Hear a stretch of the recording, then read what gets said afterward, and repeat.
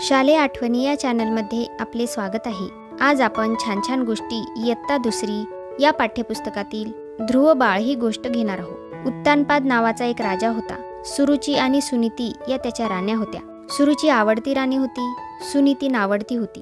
सुरुचीच्या मुलाचे नाव होते उत्तम, सुनीतीच्या मुलाचे नाव होते ध्रुव। ध्रुव हा गुणी मुलगा होता। तो सर्वांना आवडत असे, पण सुरुची त्याचा छळ करीत असे। राजाने फक्त उत्तमचेच लाड करावेत असे तिला वाटे। एकदा उत्तम राजाच्या मांडीवर बसला होता। मागोमाग ध्रुवही तेथे आला। राजाने त्यालाही मांडीवर घेतले। मग तो दोन्ही मुलांशी गोड गोड बोलू लागला। तितक्यात सुरुची तेथे आली।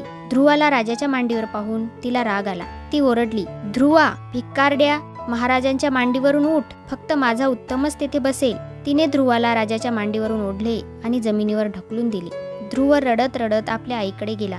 आईने विचारले, बाळ, का रडतोस?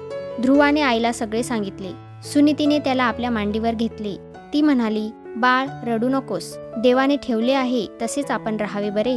ध्रुव म्हणाला, आई, देव कुठे असतो ग? मला सांग, मी त्याला भेटतो। सुनीती म्हणाली, देवाला भेटण्यासाठी फार मोठे तप करावे लागते। तू तर लहान आहेस, तू तप कसे करणार? ध्रुव लहान होता, पण निश्चयी होता।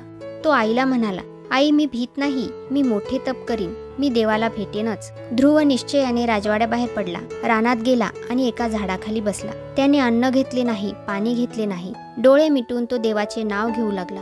असेच कित्येक दिवस गेले। ध्रुवावर अनेक संकटे आली, परंतु त्याने तपश्चर्या चालूच ठेवली। अखेर देवाला या बालभक्ताची हाक ऐकू आली। देव ध्रुवासमोर उभा राहिला आणि म्हणाला, ध्रुव बाळा, डोळे उघड, मी तुझ्याकडे आलो आहे, तुला जे पाहिजे ते माग। ध्रुवाने डोळे उघडले आणि देवाला वंदन केले। मग तो नम्रपणे म्हणाला, देवा, जेथून मला कधीही कोणी खाली ओढू शकणार नाही अशी जागा मला दे, मला आणखी काही नको। देवाने आकाशात उंच ठिकाणी ध्रुवाला जागा दिली। हजारो वर्ष झाली तरी ध्रुव अजून त्याच जागी आहे। रात्री आकाशात उत्तरेकडे एक तेजस्वी तारा दिसतो। त्या ताऱ्याची जागा कधीही बदलत नाही, तोच ध्रुव तारा होय।